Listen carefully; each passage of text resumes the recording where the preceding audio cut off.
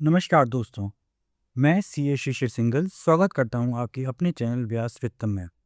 आज हम दो सबसे ज़्यादा पॉपुलर तरीकों को डिकोड करेंगे, म्यूचुअल फंड्स और ईटीएफ।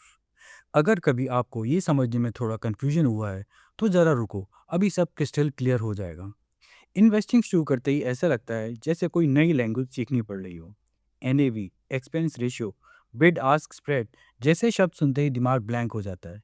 ये बिल्कुल नॉर्मल है, लेकिन टेंशन मत लीजिए, आज हम पूरे इस कन्फ्यूजन को दूर कर देंगे।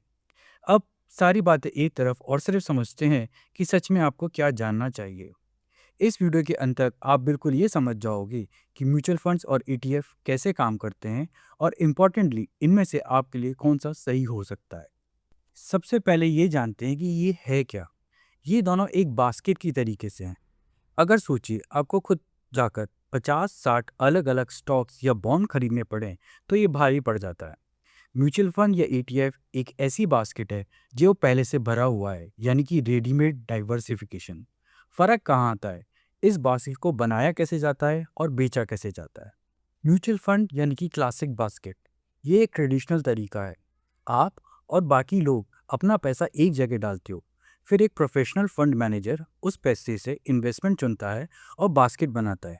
एक ज़रूरी बात, आपका ये बाय और सेल डायरेक्टली फंड कंपनी के साथ होता है और प्राइस दिन में सिर्फ एक बार निकलता है, स्टॉक मार्केट के बंद होने के बाद। ईटीएफ यानी कि मॉडर्न बास्केट, ईटीएफ भी एक बास्केट की तरह है लेकिन मॉडर्न स्टाइल में है। आप इसे स्टॉक चेंज पर खरीदते बेचते हो, ठीक वैसे ही जैसे एप्पल, रिलायंस या कोई अन्य कंपनी का शेयर। इसका मतलब इसका प्राइस पूरे दिन में रियल टाइम में बदलता रहता है। अब दोनों के मुकाबले चेक करते हैं कि इनमें क्या डिफरेंस है। बाय और सेल का एक्सपीरियंस, म्यूचुअल फंड में आप दिन में ऑर्डर डालते हो लेकिन एक्चुअल प्राइस मार्केट बंद होने के बाद ही पता चलता है, मतलब थोड़ा सा मिस्ट्री। ईटीएफ में आप रियल टाइम में प्राइस देख सकते हो और जब मन करे उसी मोमेंट बाय या सेल कर सकते हो। फ्लेक्सिबिलिटी काफ़ी ज़्यादा है। राउंड टू, कॉस्ट सबसे बड़ा फ़र्क। हर इन्वेस्टमेंट में फीस होती है और ये फ्यूचर रिटर्न्स को बहुत इम्पैक्ट करती है। म्यूचुअल फंड्स एक्सपेंस रेशियो ज़्यादा होता है क्योंकि active fund managers research team होती है। कुछ में सेल्स चार्ज लोड्स भी लगते हैं। ईटीएफ की बात करें तो ETF usually low cost, most ETF पैसे होते हैं इसलिए खर्च कम आता है।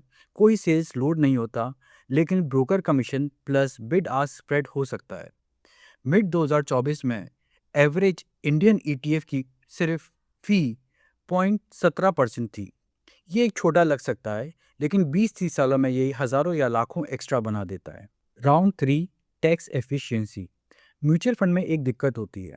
अगर बहुत लोग अपनी म्यूचुअल फंड यूनिट बेच देते हैं तो फंड मैनेजर को पैसे देने के लिए स्टॉक्स बेचने पड़ते हैं और ये कैपिटल गेन बनाता है, जिसका टैक्स बिल हर इन्वेस्टर को देना पड़ता है, इवन अगर आपने कुछ बेचा भी नहीं है। ईटीएफ इसको बड़े स्मार्ट तरीके से अवॉइड करता है। ईटीएफ में जब बड़े इन्वेस्टर रिडीम करते हैं, ईटीएफ मैनेजर उन्हें कैश नहीं देता, बास्केट वाले स्टॉक ही दे देता है।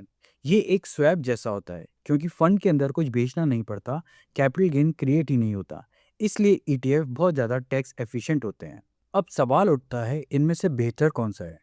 यदि फाइनेंस में बात करें तो क्लासिक जवाब यही आता है, इट डिपेंड्स। म्यूचुअल फंड में यदि आप कोई रिटायरमेंट प्लान कर रहे हैं तो म्यूचुअल फंड एक बेहतरीन तरीका है। अगर आप किसी तरीके से ऑटो इन्वेस्ट करना चाहते हैं और भूल जाना चाहते हैं तो भी म्यूचुअल फंड काफ़ी बेहतर है और ये बहुत हैंड्स ऑफ भी रहता है। अब ईटीएफ की बात करते हैं।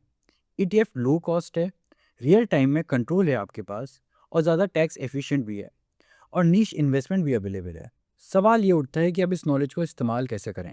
म्यूचुअल फंड हो या ईटीएफ, पैसा डालने से पहले आप ये सवाल अपने आप से खुद पूछिए कि गोल क्या है, 30 साल बाद रिटायरमेंट का या 5 साल में घर का डाउन पेमेंट। आप रिस्क कितनी सह सकते हो, मार्केट स्विंग झेल सकते हो या फिर शांत इन्वेस्टमेंट चाहिए। फीस चेक करो, एक्सपेंस रेशियो छोटी बात नहीं है, लॉन्ग टर्म में ह्यूज फर्क बनाता है। क्या ये फंड तुम्हारे एक्चुअल गोल से मैच करता है, यही सबसे बड़ा सवाल है। बॉटम लाइन ये है कि म्यूचुअल फंड और ईटीएफ टूल्स हैं। आपको अपना प्लान तय करना है और फिर सही टूल चुनना है।